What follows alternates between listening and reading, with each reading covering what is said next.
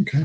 Hi, everybody. It's a pleasure to have you here today. Welcome to another session of Compass Games Live. We got a full-packed session for you today. And again, for those that are on Facebook or YouTube, you can use your comments stream. Feel free to type away, and we'd love to get your questions for today. Especially, we have our special guest who's going to be speaking with us later today, Ty Bomba. We're going to talk about Paper Wars. So, would love to get your questions about Paper Wars today.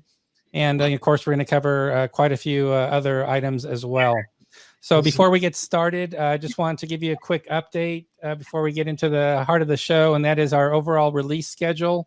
So a few things really quickly, and I won't bother sharing my screen right now. You can just go to our homepage and you'll see the schedule. But we're getting ready to ship Decision at Kasserine, so you'll probably notice I've got a little Decision at Kasserine over my shoulder here, other side actually, boom.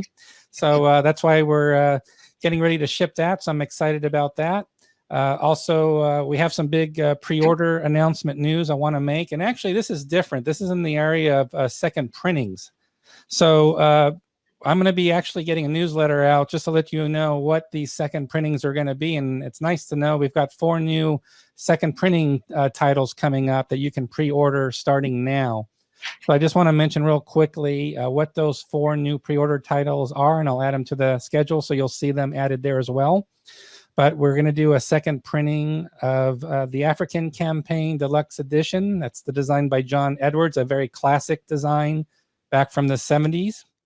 We're going to do a second printing of Pacific Tide by Gregory M. Smith.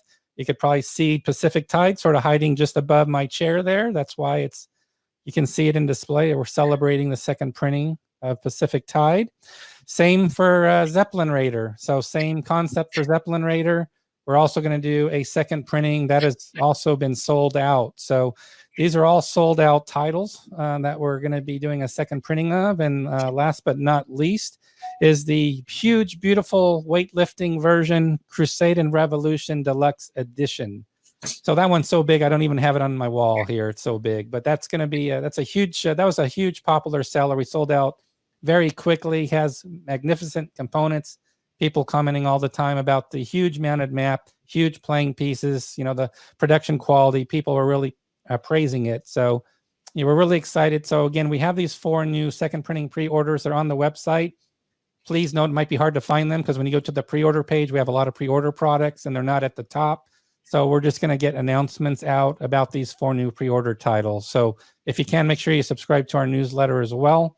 And that's another way you'll find out about some of these new happenings at Compass Games.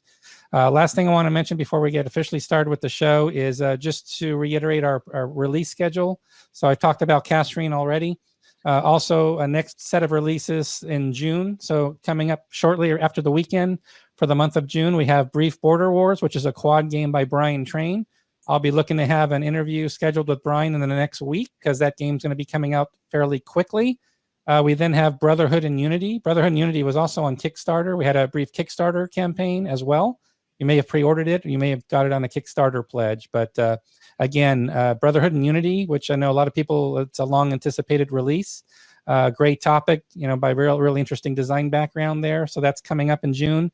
And then I'll be talking with Ty a little bit. Of course, I've got the big Paper Wars Hannibal issue posted right up here. So that's our next release, Paper Wars 95. And we're going to talk a lot about Paper Wars today. So that's why it gets the big image. And then that's going to round out the month of June. So then for July, we've got 3 titles. We've got Dawn's Early Light, which has been on a Kickstarter recently. Right now, we've got a Kickstarter with Commands and Colors Tricorn, Jacobite Rising. That is a standalone. It's a standalone game for Commands and Colors. You don't have to have the original Tricorn American Revolution game, but this is standalone. So that's going to be in the month of July as well. And rounding out the July schedule is Joe Bukowski's popular title from Victory Games, doing a designer edition of the Korean War. often sought after title. People really like that title. So that gives you sort of the background. And again, just a reminder for those viewers, if you have questions, please post your questions during our broadcast today. We'd love to get your questions. And we've got quite a few people here actually that are going to be joining us. So we're going to actually welcome in everybody that we have. So joining me today is we have Bill Thomas from Compass Games. How you doing, Bill? Good, and you, John? Good to see you. And then we've also got our special guest for today is, of course, Ty Bomba, the editor of Paper Wars magazine. So before we get into Paper Wars, Bill, and talk more about that, I thought we'd just give you the floor for a moment. I'd like to give you a chance to just do a quick update, snap update from your side as we get started, the latest happenings at Compass Games that you would like to share with everybody today. Okay, I hope everybody's doing well. Yeah, one thing we're gonna start doing is behind the scenes at Compass, because I think a lot of customers out there don't really know a lot about Compass and don't know what we do and how we do it. Okay, don't know the history. So once a week on Friday at around, I think 7 or 8 o'clock, I gotta work that out with John. Okay, I'm gonna be on talking about Compass. Okay, and it could be a variety of topics. Okay, to give you guys behind the scenes on what happens here and who's who and what is going on. Okay, any questions will be answered. If I can't answer them, I won't answer them, but I'll tell you I won't answer them. But I would say that most questions will be answered. Okay, some are proprietary, but at the end of the day, I'm willing to share a lot of information because, again, Compass is not, there hasn't been a lot about Compass, where we came from, where we're going, and what we're doing, okay, as a company. Okay, we're probably one of the mysteries of the. Okay, so that's what I want to do going forward. And I'll be on every time, John, even outside of that. And I'd love to take your questions. The topics, I'm never going to know what I'm going to talk about. Okay, today I wanted to talk about 2 things. I thought it was 3, but I forgot the first one, which I don't know why. I'll fill it up. I'll find a way. I'll make something up. The first one was specifically Casterine has actually shipped. Okay. I knew it. You did it again. You did it again to me. You shipped early. Yes. Okay. So it actually half the pre-orders went out today. Okay. The other thing I wanted to mention is the COVID situation and what Compass did under that scenario. Okay. Obviously, we were in shutdown. Our state was one of the first to shut down. Okay. And so we had to do what everybody else did. Okay. But as an owner, okay, and so everybody knows, okay, Compass used to have 3 partners back in the day. Okay. It's now me. Okay. I'm the sole owner of Compass. Okay. So I decided that people are going to be staying at home. So what better than to give a once in a lifetime sale, because we've never given 40% off. Our catalog has been anywhere from 25 to 30. So I talked to my son, Bill, who's a very intricate part of Compass. And I said, look, if we run this sale, it's going to be you and me shipping those games, doing everything, because office staff is gone. Everybody's gone. And he said, Dad, let's do it. Okay. So we spent, me, Carolyn, my wife, and Bill spent 13-hour days, okay, getting those games out, okay, because we didn't have our regular warehouse people. We had nobody, okay. It was just me, Bill, and Carolyn doing the paperwork. And so the sale was very successful, and I want to thank everybody for purchasing what they did, okay. Then on top of that, I said, hey, we've got Folder Gap. Let's mail it. We've got Dawn of Empire. Let's mail it. So COVID for us was, again, because we value our customers, okay? And it's not about the, because it's not technically about the cash or the money, because we would have released them anyways. We would have had a sale anyways at some point. It was all about that we wanted to, I said, people sitting at home during lockdown, or whatever they stay at home. My bad word, lockdown, but we'll say stay at home. Okay, they could have something to do and they could get something in the mail. So we shipped almost 10,000 units of games between the sale, which was very successful, Folder Gap, and Dawn of Empire. Okay, and we did that not again, and we didn't make noise about it. We just said we were. But I think as we go forward, there's going to be a lot of things I'll bring up, and a lot of questions you people were asked that I'll answer. Okay, and so here's a question post. Like I said, it's great when people post here, and we like to keep this interactive. So here's a comment from Jeff Newell, Bill, that you can probably read here yourself. So yeah, any comments are welcome. I'll show more comments during the live feed today as people add comments. We already have a lot of questions actually already. So just want to share Jeff's comment. Jeff, yeah, we were 3 partners back when we set this up.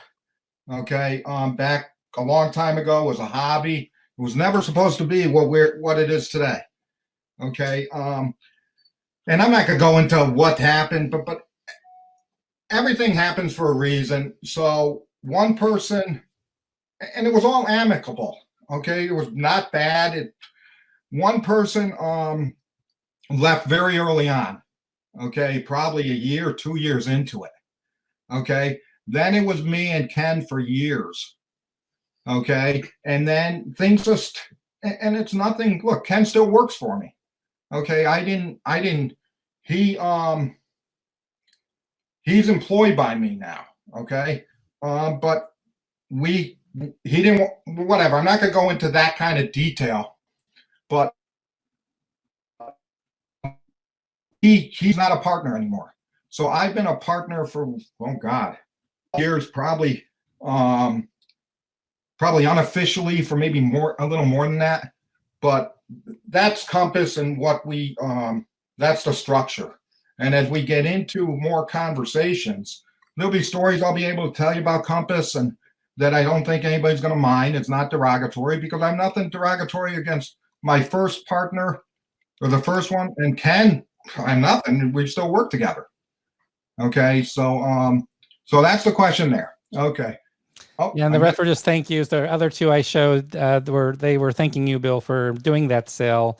One person who was, I believe, was Sean here. I'll show again. He just bought 6 games from the special offer you did. So obviously, it did have an impact and helped. We're happy to do it, of course, and a lot of games there to play. 6 games, wonderful. And then the other issue was, do we wait for Stellar Horizons? Okay, and we could have waited till staff all got back and everything was back in place as it is now. Okay, but we actually shipped Stellar Horizons, okay, 2 weeks before everybody came back for all the pre-orders. Okay, and Stellar Horizons has probably been very successful. Okay, pre-orders, it's a great game. So we did a EU shipping for EU, so those people haven't been able to get theirs because our EU shipper in Germany, okay, has been on. Yeah, they just got back to work, so it's coming. They're packing it, they tell me. So, but everybody should have gotten their pre-orders unless they're from Europe and the UK, okay, because those are coming out of the Euro division there. Okay, so that's why I just wanted to tell you that those are the kind of things. And look, the questions are. I'm more than happy to talk about anything. I've got a list on my agenda that will keep us occupied for at least 3 or 4 months of this. Okay, because there's a lot of things. I read everything online, and Bill does too, and he comes and tells me, and I say, and I hear the negatives. Okay, I appreciate the negatives. We can always do better, but he'll come and tell me, oh, you can't believe what this guy said. And yeah, it ruins my day for a second. Okay. And again, it's all about getting better. And yes, we make mistakes, and you'll find out more as time goes on. One thing I will say, and then I got to go on to Paper Wars, because that's the lead into Ty, and I don't want to bore him. Okay, is we get pricing. Everybody keeps saying, "Oh, Compass, you're high priced. Why are you so high priced?" Because I made a decision years ago that we were going to produce in America. Okay, all our games up until 2 years ago were 100% produced in the USA. Local printers in Massachusetts. Okay, counter people in, I think it's Wisconsin. Okay, all made in the USA, and it's all we. And I read it all the time, and it's been something that's dragged us down, I think, over the course of our business a little bit. Okay, I can go to China and get those games done for half or less. Okay, and I just won't do it. Okay, what we have done, because the market has driven me, because I want to compete, I want to build even further than where we built, is the market on mounted maps. I go to China. Okay, on mounted one map games, I go to China now. Okay, because there's no way I can even compete with a mounted map made in the US, because it's more than double what it's in China. So I have done that. So right now, I would say about 80% of our stuff is still made in the US. And then so what we did, and I know MMP does this on their boxes, and I've done it for a long time. So what I did is on our web, actually put a logo on games that are made in US and games that are made. And so I'm not asking, I'm just saying that it's a business decision I made a long time ago, and I still am doing stuff in the US. I don't think I will never say never, but right now, even though I've been printing in China, okay, I still have like 80% of my games still being done in Folder Gap was done in the US. Okay, Dawn of Empire was done in China. Decision Capturing, all done in the US. Okay, so that, and I just want people to know that, because I was at a convention one time and a guy comes up to me and says, "Why are your games so expensive? Why are they more expensive than GMT? I don't understand." And I said to him, I go, because we make them in the US. China is and people don't understand, there's three, it's either US, being made in Europe, or being made in China. US is the most expensive by far, then Europe, then China is the cheapest. So I just wanted to get that out. Now let me go to Paper Wars. Okay, Paper Wars has always had a tough what do I want to say, road under the leadership of Compass Games. Okay, and partly my fault. Okay, partly because we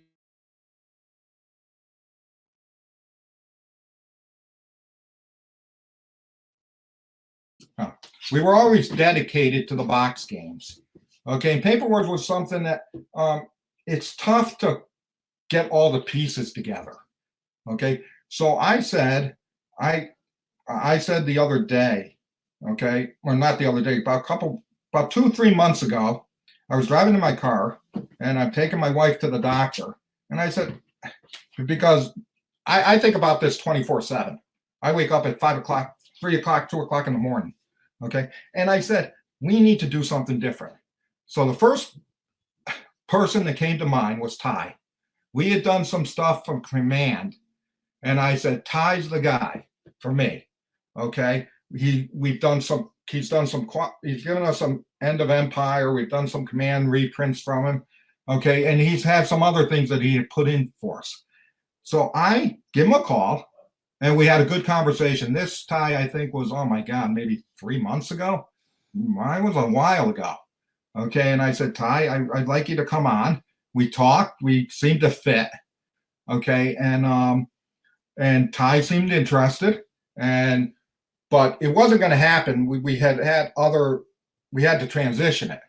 So I said, why don't we transition with issue 96? Yeah, 96. okay, which would come out probably in September. Okay, so Ty was on board with that, and I'm glad to have Ty on board.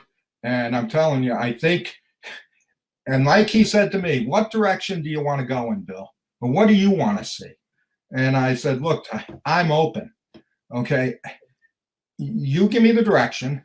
Okay, we'll talk about it, but you want to know something? You're the expert in this. I'm not an editor. Okay, I have my own games I like. I have my own way I like to do things. And then the other sticking point was looking for how it was going to transition. So Ty is going to be in charge of Paper Wars, and I think he's going to bring Paper Wars to where I want it to be. And I think he's going to do a great job. So if you want to, Ty, if you want to start and say some things about what you think about Paper Wars, we can go that route. I agree with everything you said. Well, that's good. Yeah. No, I agree. Like I say, I agree with everything you said. Actually, the first issue you assigned me is 97, which is Galicia 1914. Then 98 is First Blood in the Crimea, Alma. 99 is Assault on Tobruk. That's one of the classic reprints from Simulations Canada. 100 is Inkerman, which is a systemic brother game to Alma. And 101 will be, I believe, the first mini monster appearing in the magazine K-Scaled, which is a science fictional what if, the Axis invasion of North America 1945-46. 102 will be Santiago, 1898, from Javier Romero. And 103 will be Second Fallujah, by a designer whose name now escapes me. I'll look it up. Yeah, I can find it. Yeah, no, it's too many names, but right. yeah, no, I actually worked with the designer for that one, so I'll try to sneak onto my emails, and yeah, I don't keep track of names myself very well, so I have to look it up myself. So not a problem. But that's a lot of issues, and actually, what I plan to do is for everybody, since actually for the Paper Wars issue you're taking over, that World War I Battle for Galicia is going to be first, actually. So I thought what I could do is I could show that on screen quickly. So what I'm going to do is I'm going to just switch modes just for a moment, just to show and share a little bit about issue Galicia, which will be issue Paper Wars 97. Yes. And I'll go ahead and just see if I can switch over to that now. Let me just turn sharing on. So give me 1 second to share my screen here, and there we go. So right now it should be coming up. So hopefully you see it now on screen. So there's a good view of the map. So actually, if you look up on Board Game Geek, gives you a really good idea about Battle for Galicia. This was done as a DTP game by Michael Rash, and Michael's well known for his monster-sized World War I games that he's done. 1914 Twilight in the East comes to mind as an example. He's done several. So this is, giving it a nice professional treatment in Paper Wars issue 97. And I'll just sort of zoom in here a little bit, fit the width here so we can see it a little bit better on screen. So Michael Resch did, 95% of the artwork, and then Newt Grunitz finished off the map. And this definitely looks different from the original. I could even see from the if you can see on screen, everybody, the paper background's a little bit different. It's got a textured approach to it, etc. It's got some nice displays, got the reinforcement schedule, just the all basic stuff you would expect. But again, really going to be a nice issue for Paper Wars. And Ty, actually, this one's more than a single counter sheet. This is 1.5 counter sheet. So here's an example, and I'll let me go ahead and just zoom in a little bit here again, just to show the front of sheet 1 for Galicia 1914.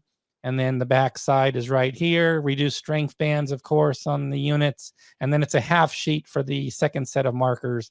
So on the left, you see the fronts, and on the right side here, you see the backs. That's effective combat, etc. during play. So again, really nice rounded out package.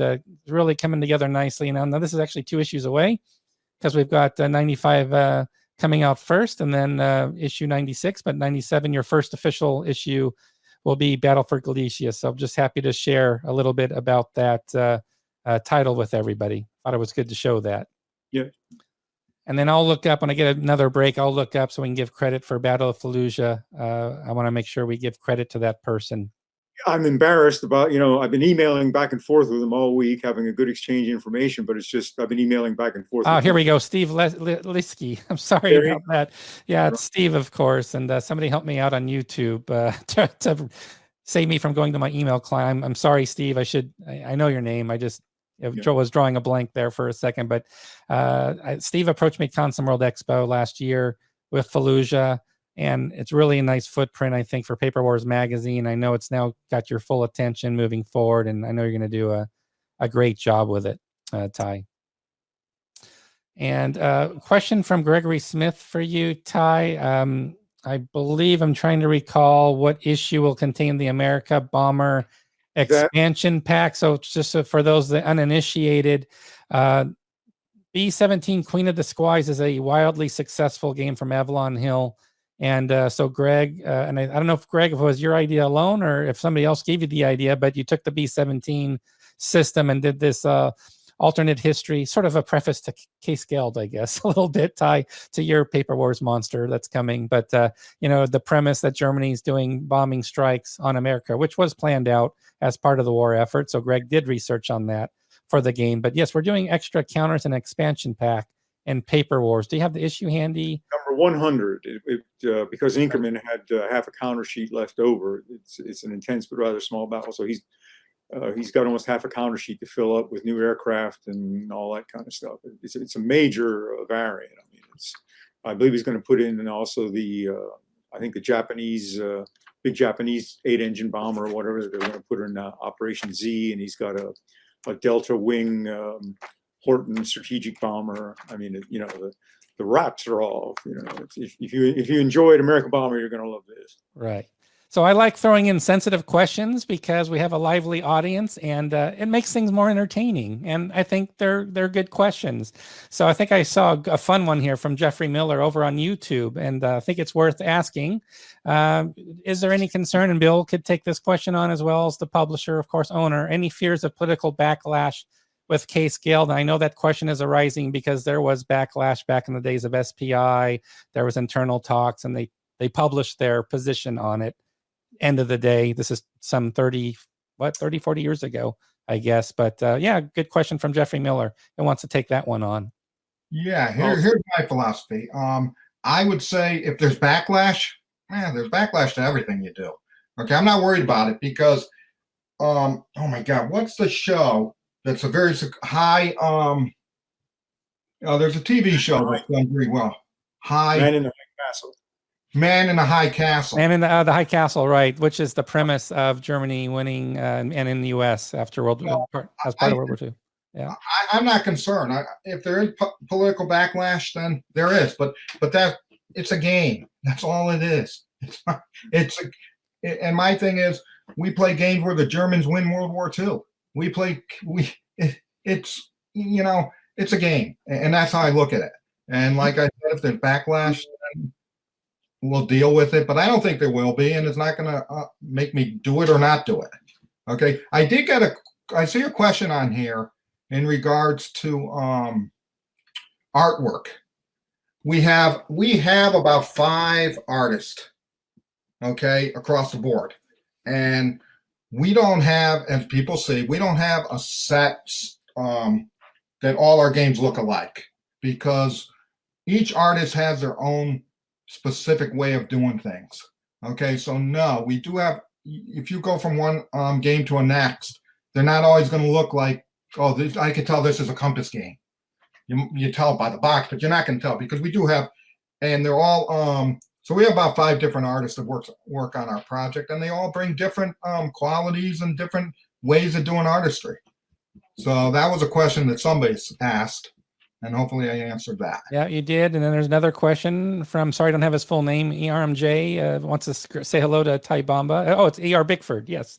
Hi, ER. Good to have you on again. He's a regular, I think he's on regularly. It's great to see him. And he wrote, looks like he wrote a bunch of replays for a different company. many of your games, I know what the company is. I think it's Decision, I'd say probably. I think our audience is very well informed, but I appreciate AER's politically. We're just talking about political correctness, not to mention other companies. I think it's okay. Yeah, great times, great stuff. So everybody's really looking forward to the future. Can you talk a little bit, Ty, since we're getting questions about the impact of having you on board officially for Paper Wars, and I know Bill's given direction of what he likes to see. From your perspective, Ty, can you talk about what some of these changes are going to look like, what the elevator pitch for Paper Wars is going to look like moving forward under your leadership? Well, I have not been brought on board to revolutionize it. There's a lot that everybody was rightfully happy with about the magazine. In terms of the article content, in my discussion with Bill, he says he just wants one historical article in each issue, that is the game support historical article, and which should be written to support the design decisions in the game. And the rest will be filled up with essentially what you could call Compass Games support articles for the other games. In other words, AARs, analysis, new scenarios, variants, etc. I mean, the company has an immense backlog of games, and we can easily support that with, well, not easily, but we can support it with variants and expansion packs. And the first example being the America Bomber thing. Without Paper Wars to put that expansion variant in, it would have had to go through a whole box game production cycle to get that out. Here it is, we'll get it out in a couple issues. And errata fixed counters are always a popular thing. You put them out and they're happy. We'd already done this with one of my games, Brezhnev's War. There was a complaint that I had made the French too strong and the British too weak in that game. And so I arranged with, it was Ken at the time I was working with. There was space. We published an alternative set of counters with degraded French strengths and increased British strengths. And so that if, there was a war that never happened. So if that's what you believe the appropriate strengths were, you can now play with weaker French and stronger British, though I had my reasons going originally. So, in that sense, you want to support the full Compass Games line, both boxed and former Paper Wars games. And then also the reprint thing, we can take these many beloved games from bygone decades and give them a fresh new look, and those things always seem to sell well, so. Absolutely. So what would be the ask for? I think you want to build a pipeline of articles. I think now's a great opportunity to let people know, with the direction of the magazine you've just explained, how can others help get involved, help with the success of Paper Wars as far as content? My one concern here is that it seems to me that these days about 10% of the people who call themselves war gamers are doing actually about 90% of the actual war gaming. And for much of the rest of the hobby, due to time pressures, family pressures, wargaming is mostly about owning games and looking at them and screwing around with them solitaire a little bit. So what I'm getting is that the people who are really sitting down and playing across the table from each other, there's not as many of them as there used to be. Now, that I'm not condemning anyone, whatever you want your hobby to be, that's what it is. The trouble is, it's those relatively few guys who develop the expertise to write the articles I'm after. So if you do fall into that category where you're actually playing these games and getting good at them and getting to know them, you're the guy I want to talk to. Likewise, I'll be chasing after all the designers and developers and playtesters of the previous games, because you can't do that without, again, developing that expertise. And so it's finding people with the expertise of actual play, as opposed to every day on Facebook the number of shelfie photos that come up, and again, that's great. If pride of ownership is, if that's your hobby, that's fine. But I can't fill Paper Wars magazine with articles containing shelfie pictures now. So yeah.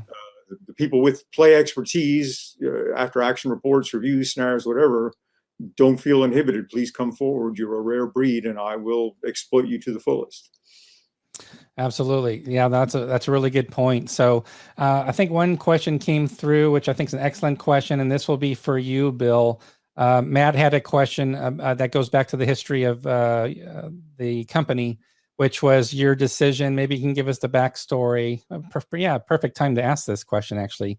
since we're talking about Paper Wars. What's the backstory and how Paper Wars was acquired and your thinking behind that versus, say, launching a new magazine? That's from Matt Chestnut on Facebook. Yeah, that was we had talked to Bill Gibbs for years. Okay, I knew him, not personally. I knew him over the phone and stuff like that, and talked to him a couple times. Okay, the issue about Paper Wars was that what that was going to come with was him. He was going to still be the editor. Okay, so at that time we were a very small company. Okay, so we didn't know who we were going to have, so we said, okay, that was the thought behind it, was he was going to be the editor. And then within an issue, things happened and whatever, it didn't work out. Okay, and that really threw us for a loop, because in those first years, the first couple issues took years to come out. Okay, and the reason for that was because, so that was my decision, okay, was that Paper Wars was coming with an editor, okay, and and we didn't know how to edit a magazine at the time, so, and that didn't happen. So that was the rationale about that, besides starting a new one. Okay, the other thing I want to mention, because I think there's is Ty's first complete game in Paper Wars is Paper Wars 97. Okay, but he will be doing the layout and doing that piece for Paper Wars 96. Okay, but he won't have a lot of input into that one. Okay, but he will be involved in that one. But his true leadership, 100% of his leadership, will be under 97. 96, Ty will be involved in. Okay, because Adams really, his last issue is 95. Right, Hannibal, yeah, and 96 is like a like a transition issue.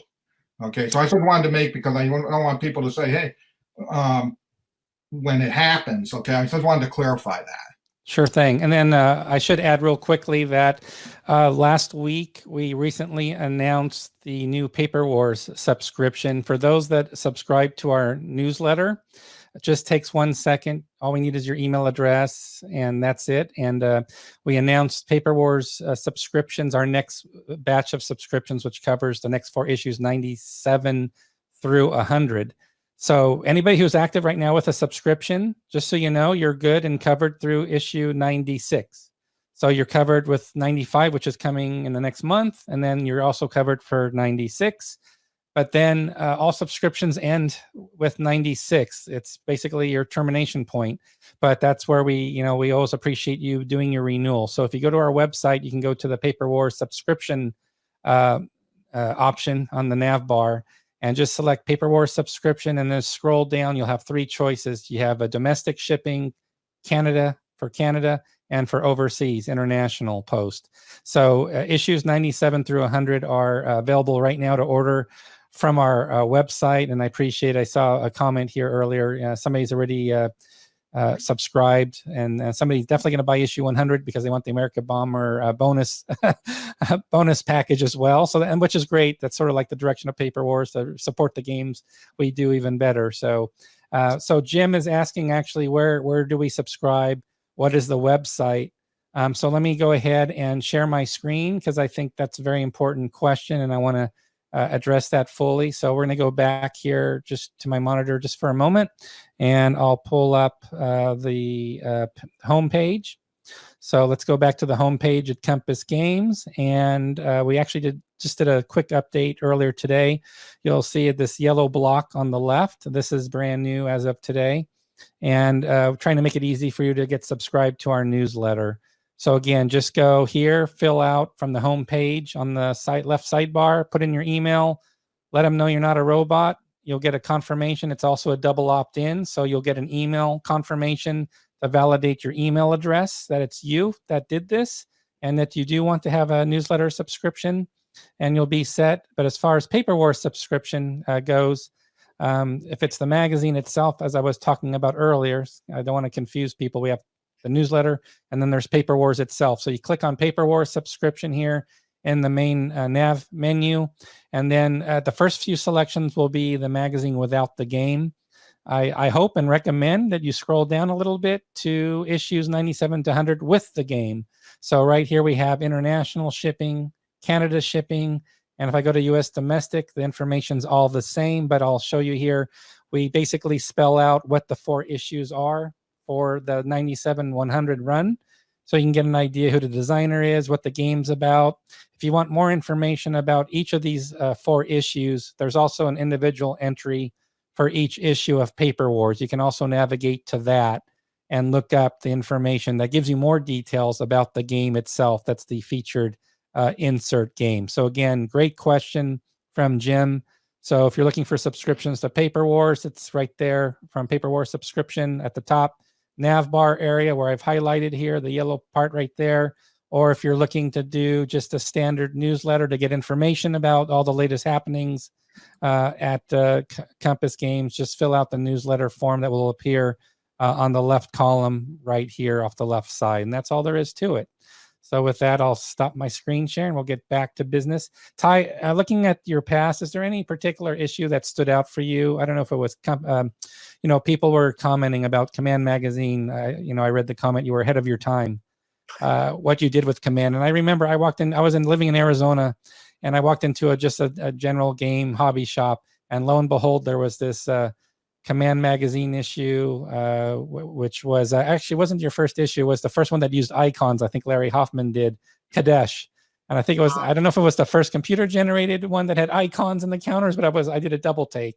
Yeah. It was it was one of those impactful moments for me in the hobby, because it's the first time I remember seeing a magazine that had really nice, fancy icon counter work. That was amazing. It was the first game. Yeah. That did color icons. And then GMT very soon after that came out was, I think, an Ancient Wars game or something. But that was, before that, it was Silhouettes or stuff, so that was a big one, yeah. Some people have their favorites. I know for E.R. Bickford, it was Proud Monster. Was his, and that was a huge issue. I mean, that was a big issue for Command Magazine, was Proud Monster. And then the follow-on title that you did for that, the later stages of the war. So was there any in particular, like, I don't know if it's fair for you to put you in the spot to pick a favorite, whether it was the most challenging to do and the most you got out of it, or I don't know if there's one that is, maybe Blitzkrieg being your very first issue and you mailed it out to everybody for free, which was a pretty daring act. That was the only play we had. We didn't have enough money to do any kind of advertising or marketing, but we had that mailing list, and we blew the money and sent it out. A lot of people have a sort of almost a romanticized attitude looking back on that, because the 90s, of course, was the ragtag end of our generation's youth. But I mean, I'm a much better game designer now than I was then. Even though I thought I was pretty hot shit then, I'm much better now. I've learned a lot more. When you develop a lot of war games, you meet a lot of designers. If you pay attention, you'll learn a lot. And so what I fondly remember about the 90s, I'm sorry we failed with Command Magazine. I'm sorry there was a lot of people got stuck with partial subscriptions at the end. I assure you we did everything we could to save that thing. I mean, to me, the big advent of the 90s was I was in my 40s and I was dating college girls all through the decade, because we used to bring them in to collate the magazine. Oh, nice strategy there, Ty. Wow, wonderful. Hidden agenda. Magnificent, Ended up getting engaged to one of them for 5 years, and then she split. But I mean, it was a good time. So that's as far as war game designs go, I'm doing the best work now that I've ever done, and I'm looking forward to doing more in the 20s, like with the 2 Crimea games. It is my impression that the Crimea battles, and this is thanks to Bill, he recommended them to me, is that because of that silly SPI quad game that one of these much admired, hardly ever played games, that old SPI Crimea War quad game, what a screwed up system. I mean, just, all this weight to carry, and what is it they think they're simulating there? If you read up on these battles, nobody had that kind of quantitative understanding or command control of those battles. And so, and you were required by the rules to essentially role play the entire command structure. And that's where the complexity comes in. You're not only making the decisions of the commander, you're making the decisions of all these people under you. And so and the trouble with that is there was no one person who existed who had that kind of knowledge. And so you got all this complexity thrown on you, and it's not aiding reality anyway, because no one could make decisions on that. So in my system, which you've already seen in Vagram, I ask the players simply to role play the decisions the Supreme Commander would make. And everything else is built into the mechanics. I first became aware of that when I was back at the NSA, and I used to brief generals and admirals, and I would ask them, do you want more details on this aspect of it, sir? And they would always say, no, that's what we have majors and captains and sergeants for, to handle all that crap. I just want to make general decisions, you know. And so that's where I build it in. And I think if anyone's played Vagram, you can have a lot of fun with it. Seen some really good comments. I've seen on Facebook a few people have played it or have it on the table and they're really enjoying it. And they said, oh, good, more titles on the system. Yay. So you're right. So I'm hoping these next two games really reclaims the Crimean War force. There have been some other attempts to cover it. French company did one. But again, they took this high technology, this high tech approach of mechanical, in-depth, kind of rules, and just who's going to carry that weight to play those battles? Whereas you can sit down with my games in an hour, beat yourselves to death and have a good time doing it. So that's great. And then Carl had a question which I want to make sure you had a chance to address, because I don't know the answer to this. I know there's a lot of Command Japanese issues out there. I don't know if it's actively, if they're still going through a run of prints or not. Yeah, they have a page on Facebook. Okay. We don't drive any income from it anymore, not since Command America went out of business. But not only is there a Command Japan, there is a Command China, published out of Shanghai by Warground Games. And so, in that sense, my legacy is now spreading up the Yangtze Valley. Let's see how far it goes. In fact, just this weekend, I'll be turning in my next design for Japanese Command, which is called Escape to Nowhere. It covers the Soviet winter offensive of 43-44. And as a companion game to an earlier design I did for them. So yeah, they're still out there and pumping away. Let's see. I wanted to say something about Case Geld. Yes, please. The whole political correct backlash on Case Geld. You want to remember that Case Geld was the single highest feedback game old SPI ever did. Single highest. And then they decided not to do it because of some screwed up notion of 1970s political correctness. The whole idea being that there's a subculture of Nazis in wargaming that's just waiting for the right moment. Some game's going to come out and trigger them, and they're going to call Der Tag, and then they're going to bust out and start the Fourth Reich. I reject that nonsense. I don't think there's any more political extremists in wargaming than there is in the general population.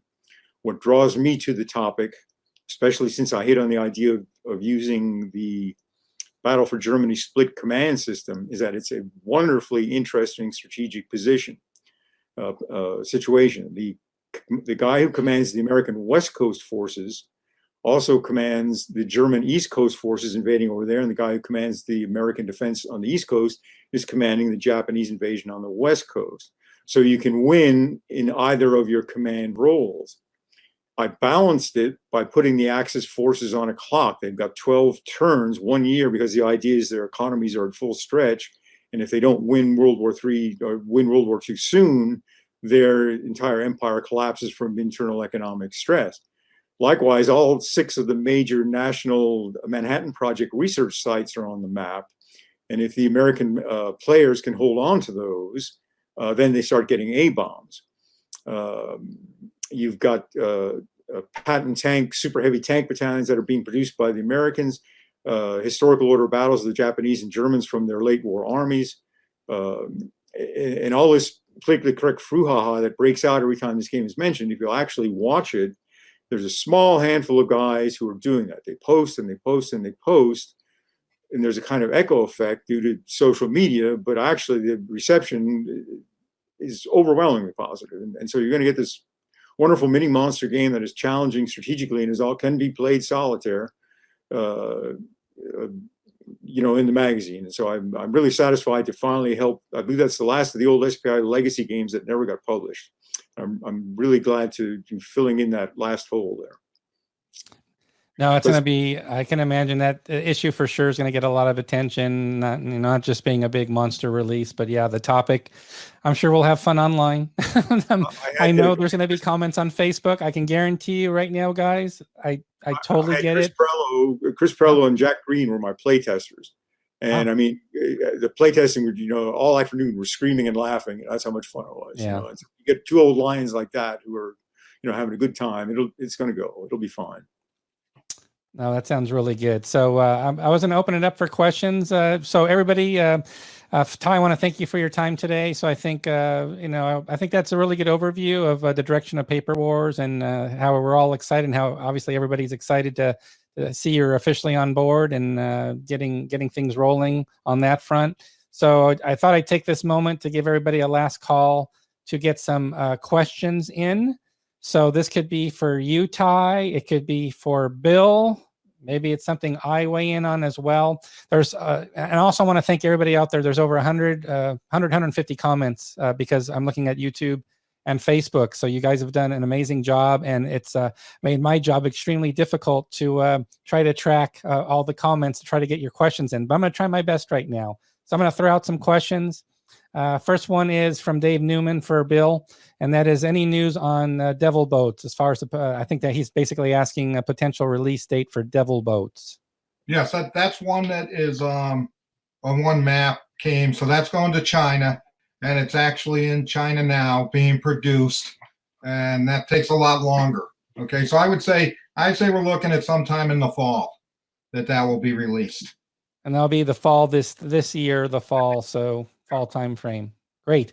Okay, another question. And again, I'm trying my best, everybody, because I'm really scrolling through a lot of content here. And again, I take all takers on questions. Every question is fair game here with Bill. So from Kev Sharp, is it also a factor of volume, Bill? So this is a question going back to your discussion around printed in USA. And I think you were basically starting your presentation around sort of the pricing differences that you hear about Compass. And Kev is asking for if you want to add more meat to the bone. There are other factors besides printing in US that might contribute to your final pricing of a title. And that's true, but nothing is as extraordinary as the made in US. Yeah, they might get $1 difference. They might get a 10% difference because they print volume. Okay, our volume. Yeah, if you're talking about a 3,000 to 5,000 print run compared to a 1,500, 2,000, okay, yeah, you're going to get some kind of volume discount, but it's minimal. Okay, now if you're doing 50, that's different. Sorry, but the biggest thing is made in the U.S. Okay, there's no. Yep. Okay, great. So thanks for your question, Kevin. Welcome aboard, Mo. Great job with your channel, by the way. I want to thank Mo and Kev Sharp. They're big contributors to the hobby to help keep the interest level up and going, getting new gamers involved. Thanks for all you do for the hobby.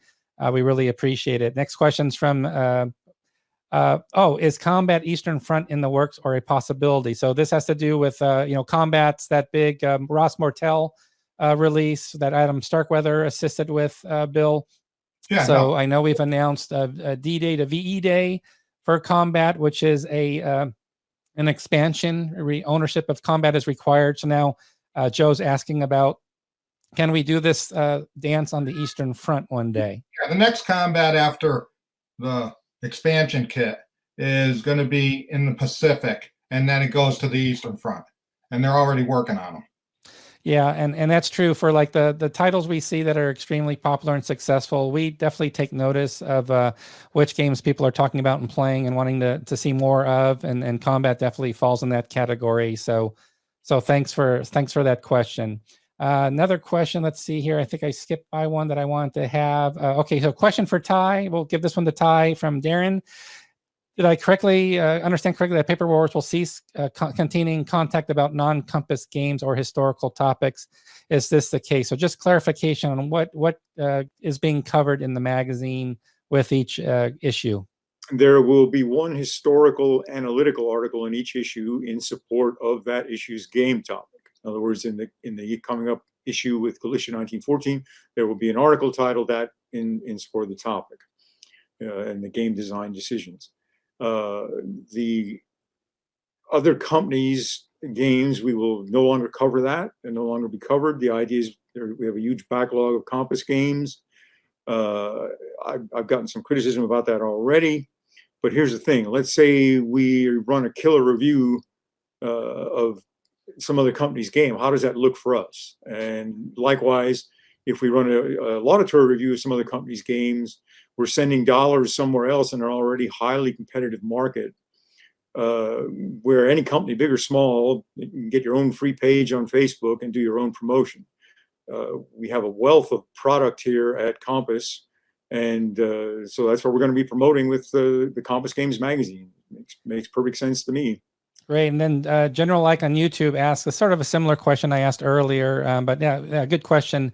So what designs, past designs? You've done 200 designs. I should mention for the audience that my understanding, and I think this is covered in an upcoming issue of C3I, you've got 22 or more active current designs in some stage of production or development, that you've got your own personal designer pipeline is 22 game titles right now or thereabouts, right? Does that sound about right? About five or so different companies, yes. Yeah, and you've got 200 that have been published, etc. You'll be 200 plus designed and or developed. Designed and or developed. So out of the designed and or developed bucket, any particular designs stand out in your career? Yes, by far, Boom and Zoom. Boom and Zoom is if anything I've done rates the term brilliant, it's Boom and Zoom.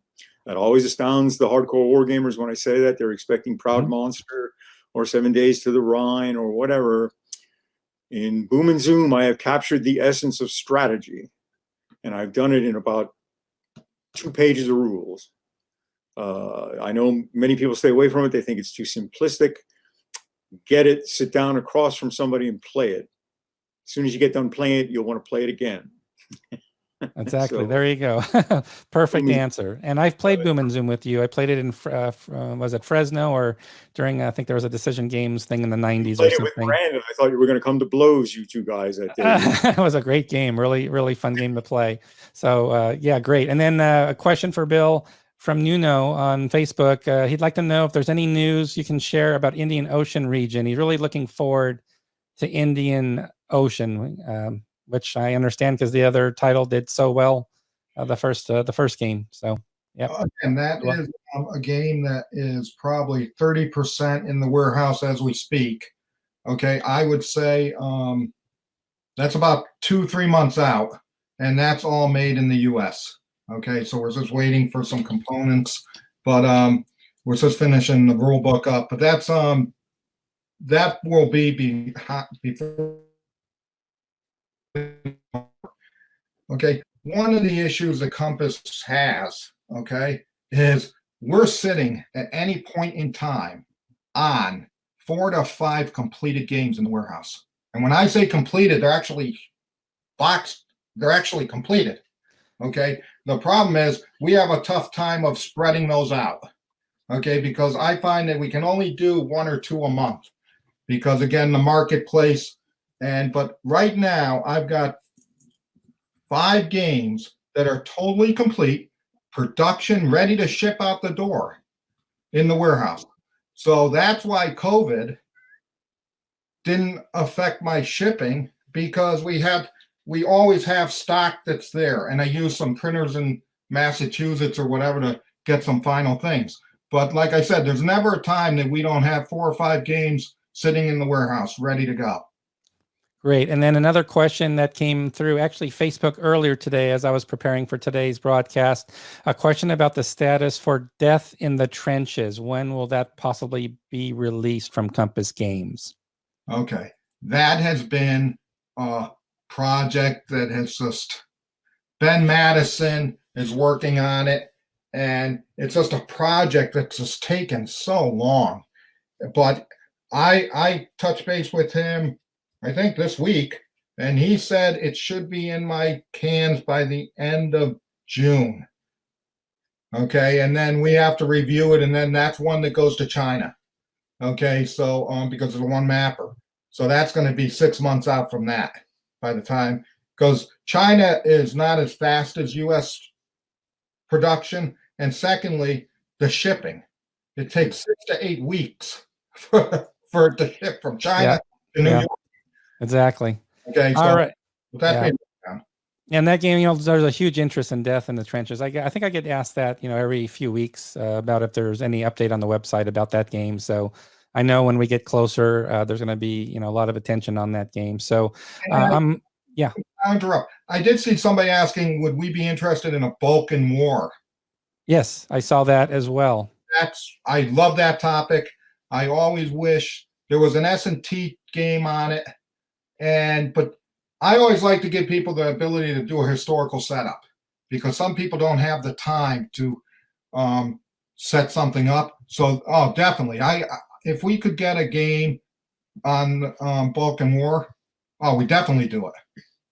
I would love to. Ty, you can design it. No, I'd go to Joe Miranda. He's the one who designed the game you're talking about, and I know he has refined his thinking on it since then, because I've talked to him about it. Okay. Yeah, no, that'd be great. I'll feel him out about a Balkan War game, sure. There we go. Okay, well, let's see. Looks like I'm going to get put on the hot seat here with a few questions for status updates as too, if I can find them now. My thread is runneth over, but let me see if I can. I'll just talk to them. Yeah, so here we go. So a few good questions for me. Any news on Shoots Troopa? So yes, I'd like to give you an update on that. So what happened is we're in the Q&A phase where we've got the map done. I'd say the counters are done, but then I'm going to take it back and say the counters aren't done, because as we're working on the order of battle displays for setting up the various scenarios, we're stuck on one reinforcement schedule where the unit designations on the counters aren't quite aligning with the counter manifest. And there's been some challenges to get through that step to basically, quite literally, it's like I just got to carve out a week of my time to take the counter manifest, the official designations of each unit, map it to the counter art, and then map it to the display. So basically, I would just say we're in this proofing limbo where we're not quite getting the clarity we need to get on the unit designations to make sure the displays are correct, they're errata free. The rules are done as far as a full draft edit. So this is one that's taken, to use Bill's words, to borrow Bill's words, this is a frustrating one that's taking longer than it should.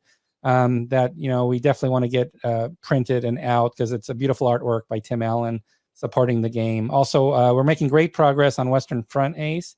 So Gregory, I'll have him on a future episode. And right now we're in pre-production artwork with Ian Wedge, and Ian actually just recently freed up. Ian's done some artwork. He's actually teamed up with Gregory on several of his U-boat games in the past, etc. And he does some great artwork, and he really specializes. I would say, UK World War I period. He does a great job as well. So Western Front Ace is in the full hands of Ian Wedge, the graphic artist that we're very happy and pleased to be working with as well. So I think that covers hopefully the questions about projects I've been asked about. A few more. Let's see. David Bolt's forthcoming World War I game. There's an approach I take for certain titles that really needs to be followed, that I never want to rush a designer. And certain designers really put a lot of effort into development with their, what I call their private playtest groups. They have a cadre of hardcore gamers. I don't want to disrupt that to say, okay, you're done playtesting now, guys. We're gonna just go and get this to artwork. So that's basically what's happening with David Bolt's work. We really want to get this right, and the playtesters love it. I've talked about it before. It's a 2-map game. Again, it's not going to be, what's that Clash of Arms title? When the Leaves Fall. I think the full title is escaping me, but it's not going to be that complex. It's actually using the SPI Tannenberg Great War in the East quad game system, but it's got some command rules overlaid on it. It's borrowing, it's adding some Chrome where needed for focus, but that's a case where it's fully sitting with David. I'm not disrupting him. He's got playtesters getting together actively and playing it. We had the same scenario with Hitler's Last Gamble, but that one's further along. Hitler's Last Gamble went through some incredible development and play testing, and I've got the full project team engaged now in working with the artist to get the map's incredible. I've shown the map before, and the map's just amazing work. What very complex map to get done with all the geographic detail to it. But that one's further along. That one where the designer said, yes, we're now ready. We're done with play testing. So we're now full mode of pre-production. I just want to mention Hitler's Last Gamble was going to be a fantastic designer signature edition title, because I know the 3W title had loads of errata issues with it that really made it a challenge and a mountain to climb. Home before the leaves fall. Thanks, Lloyd, for helping me. Is Korean War still on for July? It is, because Bill's whipping my crack. So whipping the crack on me for Korean War. That's my #1 project priority, is Korean War. As Bill's laughing, you can see his reaction right there. I've got proof. Look at Bill's face right now. That is my hot seat. Is, look at me, Korean War. I am one with Korean War right now. So where that is right now is, I want to give a hat tip actually to the I want to give a hat tip to the Thomas family. The whole family's got involved, where we've printed the 4 maps for Korean War. We've got the counters already in-house. So we've got the actual counters, and we paid to have a separate printout done of the map. And we've gone through literally almost hex by hex the map. And we've gone through the numerous charts and tables and displays that are on the map. Don't worry. There'll also be separate player aid cards as well, so you don't have to use the map for everything. But we went through, there's a lot of documentation right now I'm going through with proofing. Joe Bukowski's, we've been talking all week about proofing, and he's going through a lot of the proofing notes for the map right now. So where we are with Korean War is, want to desperately get it done, because the reason why, and Bill would tell you, the reason why we want it done is we want Joe working on 5th Fleet, the Fleet series. And the longer I keep Joe Bukowski on Korean War, the longer I keep him away from the Fleet series. So it's really just proofing right now, but it's a lot of proofing. It's a lot of charts and tables, let me tell you, in the Korean War. There's a lot to it. Hard to rush through it. July, yeah, when Bill asked, yeah, July. I don't have the solution yet, but that's my answer. I'm sticking to July as my answer for now. And Eastern Front Tank Leader is another question. That one's with Shane in the artwork. We're looking to proof the final counter sheets for Eastern Front, but he also has another project where we're going to get the 5 counter sheets to the printer in 2 weeks. So right now we've got a priority for Fall of Tobruk 3rd Deluxe Edition to get the counters done in 2 weeks' time. And that's going to be our first priority. And then we're going to return back to that game, just to give you an idea. So let's see. I think that covers all the questions. So just a reminder, there was a question about Compass Games Expo. Bill, do you want to talk a little bit quickly about Compass Games Expo, which is scheduled for November? It's on our website. If you click on Expo 2020, it will take you to our Expo page. I think I'm just making an adjustment. I think our sign-up sheet and roster information has dropped off, but I'll get it back this weekend. But we've got active signups, game signups, attendees, and maybe you can cover a little bit, Bill, with everybody what Compass Expo, our 3rd year, what it's all about, what people can expect from it. Yeah, I think we almost might not have had a 3rd year. Okay, and who knows with coronavirus what's going to happen down the road. But yeah, what happened was,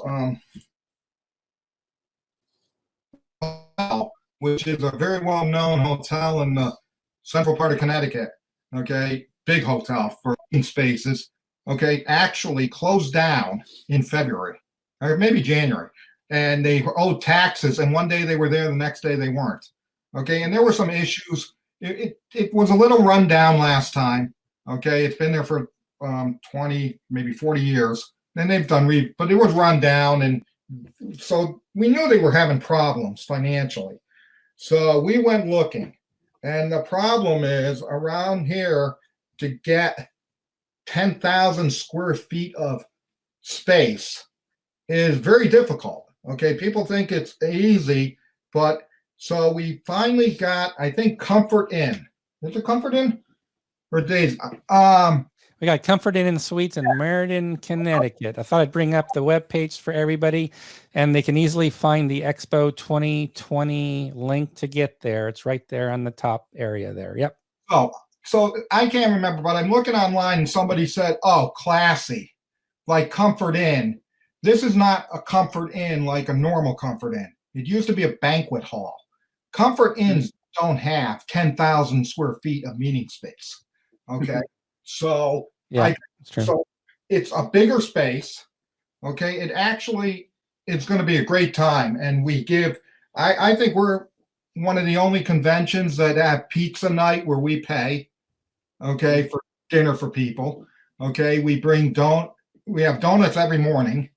Okay, we do the 50%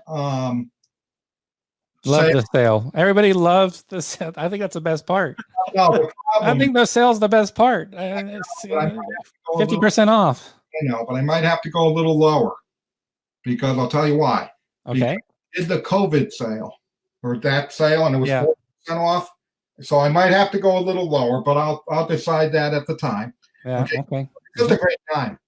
I think we all have a good time, and this place has a lot of eating places in walking distance. That's a good point. People can dine out walking distance from the hotel. That's something important people ask about.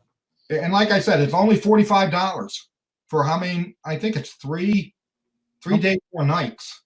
Right? We start on Thursday night and Thursday night and go through Monday at 5 p.m. We close Monday at 5 p.m. Exactly. The rates here are a lot cheaper than what they were at the other place. And I think we're going to have a great time. I think we've had a great time over the last two conventions, and I hope everybody will attend because it's a good time to have. Yeah, and the venue there is we have some tournaments, not too many. I know Designer Edition Bitter Woods. Randy Heller did a great job with his tournament he did. We had a few other tournaments. I know Gregory Smith, who just commented below. Greg's there, and he does a lot of play tests because he has a lot of designs in the work. So he's always doing his play tests of his games, or maybe he's even teaching people his published games. I know he did a lot of Interceptor Ace last November. So you've got play test sessions as pickup games for sure that designers would look for help on. Various designers and some complex designs, some bigger designs like Beneath the Southern Cross also was being done, very well attended as well. So some great, many play tests going on, different eras, and a lot of open gaming, monster games. Really, it's across the board. Great. We see a great contingent of folks come down from Canada, which is great as well. Get the Canadian folks to come down. So overall, it's really good. I think we're adding a seminar, if I understand, Bill. I think we're having talks, or we're still discussing amongst ourselves that there might be a side room that, yes, people did ask last year about, can we have a presentation from a designer or an update, a company update inside Compass Games Update. So I know there's a lot of questions about that. There is a separate room here, so we can do that now. So wonderful. So that's another nice addition to the venue. So that sounds fantastic. So what I'm going to do, just so everybody knows, because I've gone way over the hour I promised to steal from your lives today. So I apologize for going 15 minutes over. There were some final questions about game ideas. Rest assured, we see all your game ideas. And I had a quick anecdote I wanted to offer about Hitler's please. Okay. Yes. Hitler's Last Gamble, which was in production at 3W when I got there, and which in 88, 89, which we referred to as Poulter's Last Gamble, because Poulter's Last Gamble. He desperately needed the cash flow from it. Oh, got you. The reason it was published with so much errata was that Heath had actually found a playtest team to really tackle it. It was quite an involved game by the standards of those days. And they came up with a big list of the questions, all the stuff that you later experienced as errata when it came out. And he gave it to me, this list of questions that his playtesters had sent in. Oh, ouch. He says, get with Danny Parker. This is the game you're talking about, right? Yes, it is. Danny Parker's game. I know. Yeah. Mm-hmm. So this is still pre-internet days. This is like 88, 89. And so I tracked it. We had his home number. I guess it was his wife or his mother I got on the phone. He had left for a vacation in the Grand Canyon. So, madam, do you have his hotel at the Grand Canyon? You got to understand, we had a place in line at this one printer. And if you lost the place in line, you don't go back one, you go back to the end of the line. And so that would have been like another 30 days later. He had that kind of hole in his cash flow. Yeah. So I get on the hotel and I'm speaking to the guy at the desk. Do you have a guest there named Danny Parker? Why, yes, he's just left on the big mule tour to go down to the bottom of the Grand Canyon for the next 2 weeks. Oh, no. So he's literally disappearing over the horizon as I'm on the phone. So I went back to Keith, and he had the choice of either going ahead with the game as it was, because we did not have an understanding of the system, or we basically tried to answer as best we could, either going ahead or losing that place in line and getting that 1 month hole in the cash flow. Well, that was an easy decision for Keith. So that's why that game was published with so much errata back at 3W, because the designer, it wasn't timed right. The designer was unavailable we could have answered all those questions had he not or if he had a sat phone like today, we could talk to him at the bottom of the Grand Canyon. But it was just the clerk at the hotel saying, "Oh, that tour is literally disappearing over the rim of the canyon right now." Oh my gosh. So, And I thought the whole reason was so I could get a chance to do a new edition with Danny. I think this was all orchestrated, 30 years ago, just so sure. we could have a chance to do Danny's game again. So that's a great story. You You've can got a see lot God- of great stories. You've told me a lot of stories, Ty, in the last week or see two. I've God's been hand. enjoying Yeah. them. I'm full of them, so that's how that game got published. Boulder's Last Gamble. That's Poulter's Last Gamble. There you go. Sounds like a nice little addition to Paper Wars as a bonus, I think. Well, maybe we'll talk about that offline. So at this stage, I want to thank everybody who's joined us today. I want to especially thank and welcome Ty Bomba to the Compass team. We're absolutely pleased and so excited to have you, Ty, available and working with us for Paper Wars. We know, the magazine is in great stewardship moving forward under your leadership. So, and we know you're really good at taking customer feedback and getting ideas. And I know they'll be keeping you busy for months and months ahead. So welcome again to the team. And again, just also, I want to thank Bill for joining. And I think the big headline news is Bill, who I have struggled for a year or 2 years to get to talk ever on video or anything, is now going to do weekly sessions. How did this happen? What is there a new vitamin pill on the market? What happened? So that is like a big headline, which I just found out about a few hours ago, which I'm really excited about. That we're going to have Bill answering all your questions about Compass. And as you can see, we're very open. I'll take any questions. I don't filter out any questions. I never believe in doing that. So we'll take all questions, all comers. We want to give you a better understanding of Compass, how Bill thinks about things and how he drives the company. And I thoroughly enjoy the time I spend with Bill. I'll tell you that much. It's been a pleasure ride. So we'll be doing that weekly, I think on Friday nights. So I'll be buying a lot of flowers for my wife for date nights that I might be missing, but I'll figure that out separately. I'll go into negotiation phase with my wife. I think that's my sequence of turn right now coming up, but I'll work that out behind the scenes. But so that's the big news for everybody who missed the beginning, that we're going to be doing more regular sessions of, we'll try to do weekly with Bill. We spoke with Ty earlier before today's episode. We're going to do an episode behind every Paper Wars issue. So we'll go in depth, try to bring in the designer, bring on the artist if the artist is available. We'll bring everybody together from the Paper Wars team that made that issue happen. We want to bring you closer to what we're doing at Compass, and we hope you get some enjoyment and some more sense of community. Given our social distancing, maybe we can form a closer community online because you're helping support us and make us successful, and that's what we want. We want to get closer to all of you. So thanks again. I probably forgot a bunch of stuff to say, but I'm way over. So Bill, I'm going to let you have the last word for today to just thank everybody. Okay, I just wanted to say, Ty, great to have you on board. Okay, John, I don't think I need to say anything. Okay, you've done and couldn't do without you. You're my right-hand man out there. So whatever you do, and like I said, I appreciate everybody who buys a game, and you'd be shocked because I never lose touch. Because no matter how many orders I get, I look at every one so I recognize the name. That's true. So people will call me and email. It's a fact. Say, you ordered that game 2 years ago. Yeah. Because I never want to lose the customer, because without you, we're nothing. And we're all about you guys. And that's why I said it's time to let you guys into the Compass family. It's time to let you guys know more about us and how we do things. And look, give us some feedback. Every day I learn something different. Okay, we don't go down a course and just keep trying to do the wrong thing every day. Yes, our games have errata. And you want to know something? Nobody gets,